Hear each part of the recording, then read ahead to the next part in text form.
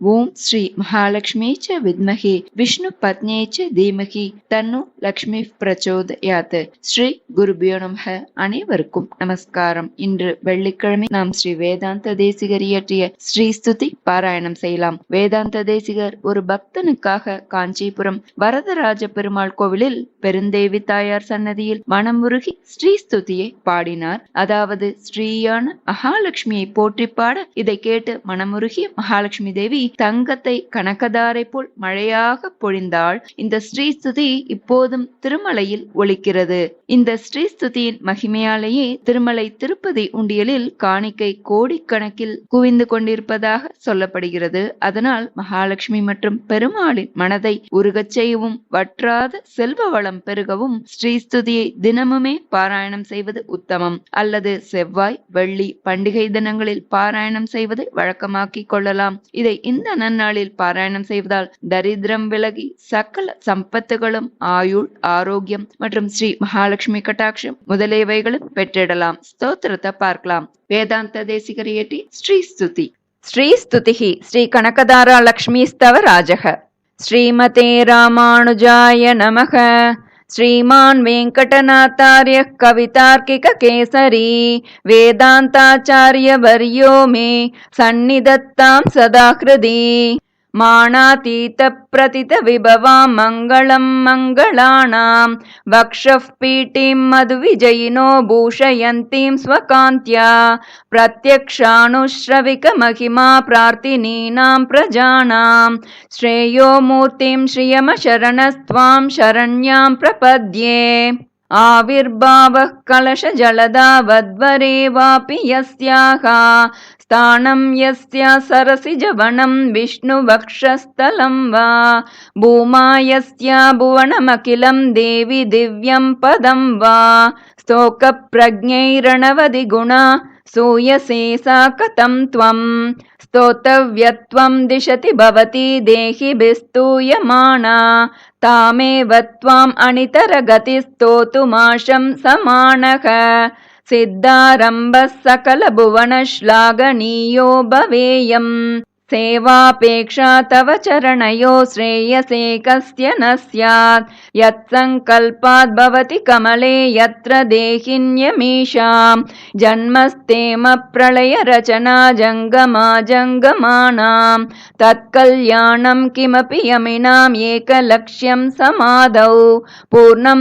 तेजस्फुरति भवति पादलाक्षारसाङ्कम् निष्प्रत्यूह प्रणय घटितं देवि नित्यानपायं विष्णुस्त्वं चेत्य नवधि गुणं द्वन्द्वमन्योन्य लक्ष्यं शेषचित्तं विमल मनसा मौलयश्च श्रुतीनां सम्पद्यन्ते विहरण विधौ यस्य शय्या विशेषाः उद्देश्यत्वं जननि भजतो रुञ्जितोपाधिगन्धम् प्रत्यग्रूपे हविषि युवयोर् एकशेषित्वयोगात् पद्मे पत्युस्तव च निगमैर्नित्यमन्विष्यमाणः नावच्चेदं भजति महिमानर्तयन्मानसं नः पश्यन्तीषु श्रुतिषु परितः सूरिवृन्देन सार्धं मध्ये कृत्य त्रिगुणफलकं निर्मितस्थानभेदं विश्वाधीश प्रणयिनि सदा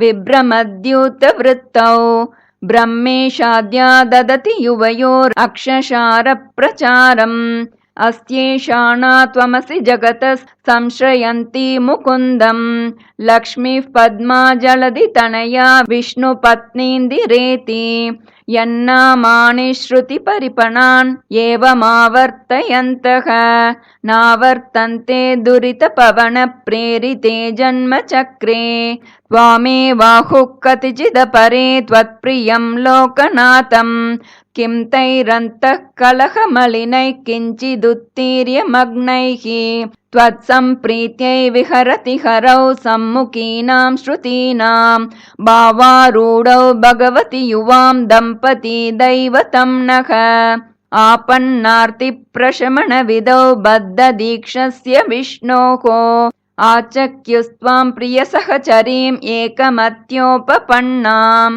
प्रादुर्भावैरपि समतनुः प्राद्वमन्वीयसे त्वं दूरोक्षिप्तैरिव मधुरता दुग्धराशेस्तरङ्गैः दत्ते शोभां हरिमरकते तावकी मूर्तिराद्या तन्वी तुङ्गस्तनभरणता तप्तजाम्बूनदाभा यस्यां गच्छन्त्युदयविलयैर्नित्यमानन्दसिन्धौ इच्छावेगोल्लसितलहरी विभ्रमं व्यक्तयस्ते आसंसारं विततमखिलं वाङ्मयं यद्विभूतिः यद्भ्रूभङ्गात् कुसुमधनुषः किङ्करो मेरुधन्वा यस्यां नित्यं नयनशतकैर्येकलक्ष्यो महेन्द्रः पद्मे तासां परिणतिरसौ भावलेक्षैस्त्वदीयैः अग्रे भर्तुः सरसिजमये भद्रपीठे निषण्णाम्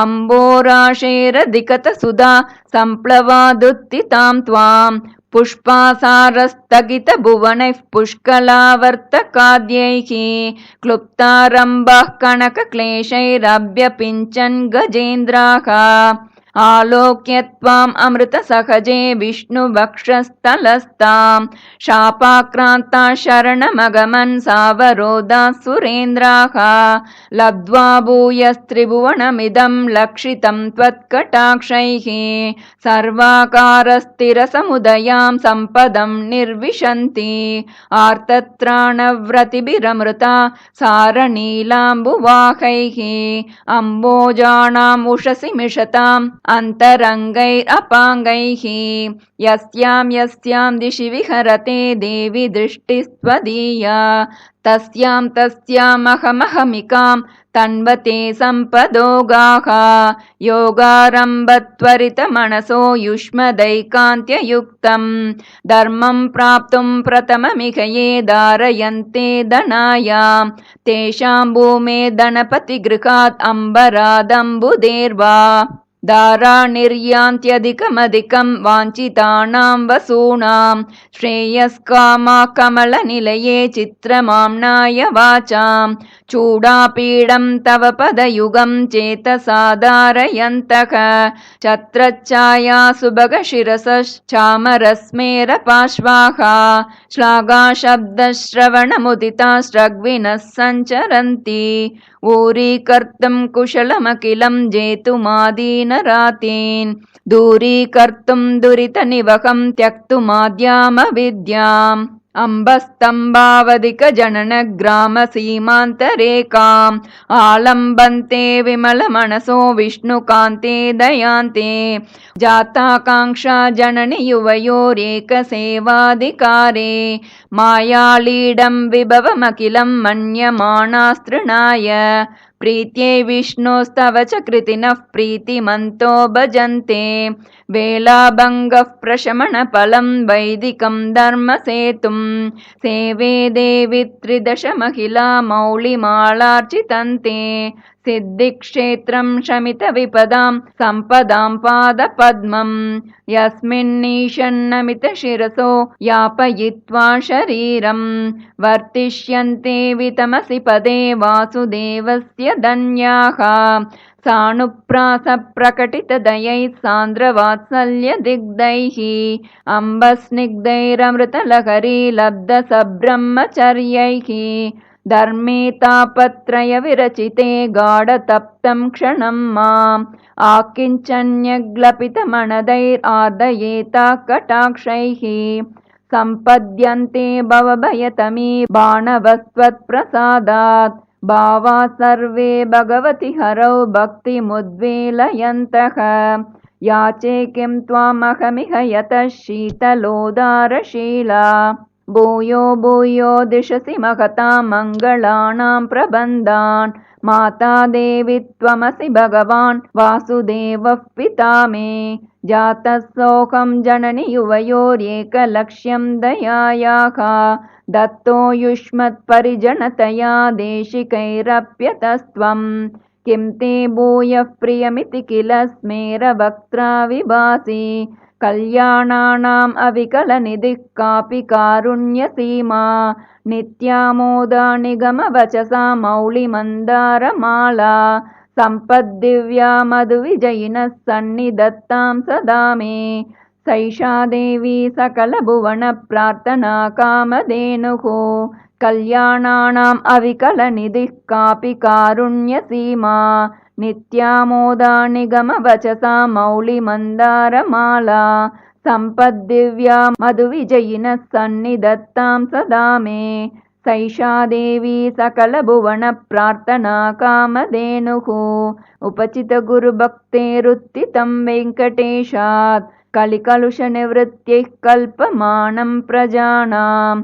सरसिजनिलयाय स्तोत्रं एतः पठन्तः सकलकुशलसीमा सार्वभौमा भवन्ति। उपचितगुरुभक्तेरुत्थितं वेङ्कटेशात् कलिकलुषनिवृत्त्यै कल्पमानं प्रजानां। सरसिजनिलयाय स्तोत्रं एतत् पठन्तः सकलकुशलसीमा सार्वभौमा भवन्ति। कवितार्किकसिंहाय कल्याणगुणशालिने श्रीमते वेङ्कटेशाय वेदान्तगुरवे नमः। इति श्रीवेदान्तदेशिकविरचिता श्रीस्तुतिसम्पूर्णा। श्रीगुरुभ्यो नमः। हरिः ओम्।